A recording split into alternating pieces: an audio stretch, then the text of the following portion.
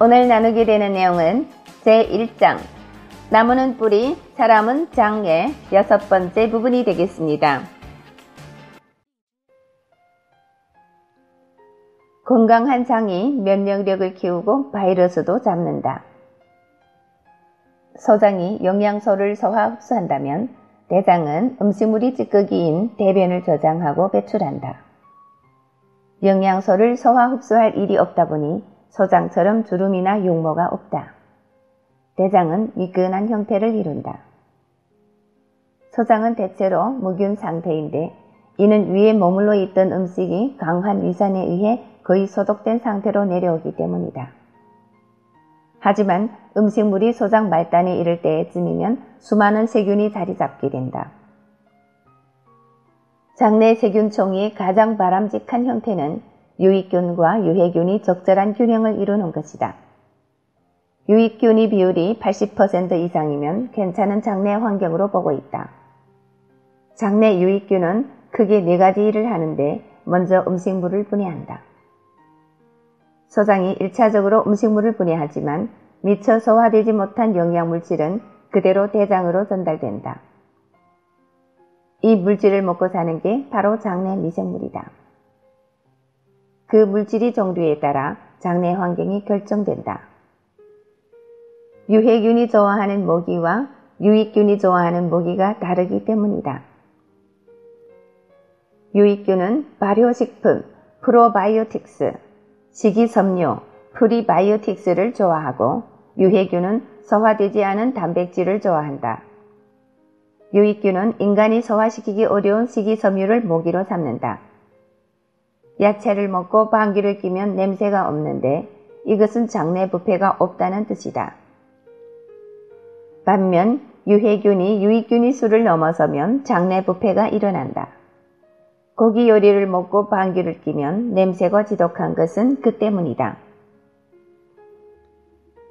유익균이 우세한 장은 유해균을 제압해 더 번식하지 못하게 한다. 설령 고기를 조금 먹었다고 해도 장내 환경이 꽃받치면 부패균은 길을 펴지 못한다. 장내 유해균 제압, 이것이 유익균의 2번째 기능이다.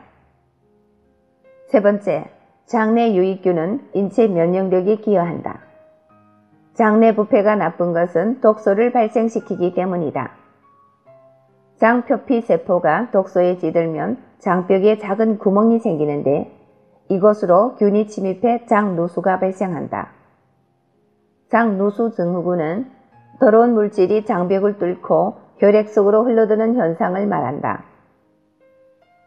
대변이 머무른 곳에서 나온 물질이니 똥물이라고 해도 과언이 아니다. 낡은 건물에 비가 새고 전기가 새듯 몸속에서 이처럼 똥물이 새는 일이 발생하는 것이다. 우리 혈액 속으로 들어온 이물질은 면역 체계를 교란시킨다.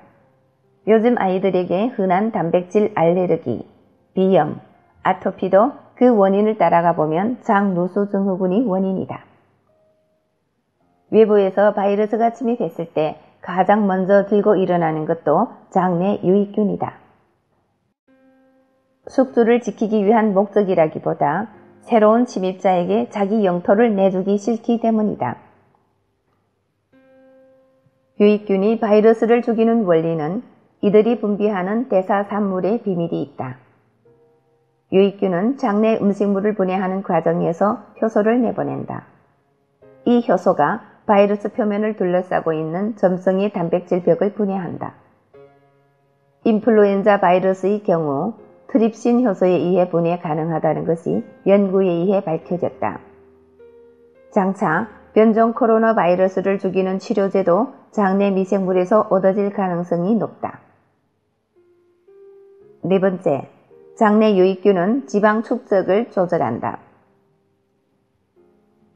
앞에서 말했듯 우리 장내에는 똥보균인 후벽균도 살고 날씬균인 의간균도 산다.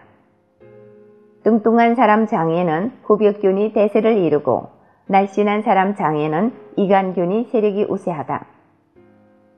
복부 비만을 해결하는 데 장내 유익균이 큰 기여를 한다는 것은 어느덧 상식이 됐다. 장내 부패가 일어나면 유해 박테리아가 독소를 뿜어낸다. 인체는 설사, 방귀 등을 통해 독소를 외부로 배출하지만 일정량은 지방에 축적된다. 내장 비만은 외형상으로도 안 좋지만 독소의 저장소가 되므로 적극적으로 지양해야 한다. 지방에 자리 잡은 독소는 지속적으로 피 속에 녹아드는데 혈관을 따라 전신을 돌며 인체에서 가장 약한 부위를 건드린다. 관절이 약한 사람은 관절이 쑤시고 허리가 약한 사람은 허리가 아프다. 피부가 약한 사람은 피부 트러블이 생긴다. 이것이 지병이다. 그게 끝이 아니다. 부패균이 배설한 독소는 담즙과 함께 간이 담낭에 모여든다. 이 독소는 콜레스테롤을 흡수하기 위해 분비되는 담즙과 함께 분비되는데 소장에서 콜레스테롤과 함께 흡수된 뒤 다시 간으로 재흡수되는 악순환이 일어난다. 독소가 간 내 외부를 반복적으로 드나드니 간이 자기 일에 집중할 수 없다. 1차 해독은 장이 맡고 2차 해독은 간이 맡고 마지막 수비는 백혈구가 맡는 것이 인체 해독의 메커니즘이다. 백혈구까지 가기 전에 1차 문전에서 막아야 한다. 그것을 막을 수 있는 게 장내 세균총이다. 장내 세균총이 튼튼하면 바이러스 정도는 얼마든 이길 수 있다. 설사 바이러스성 전염병에 걸린다고 해도 극단적인 상황은 피할 수 있다.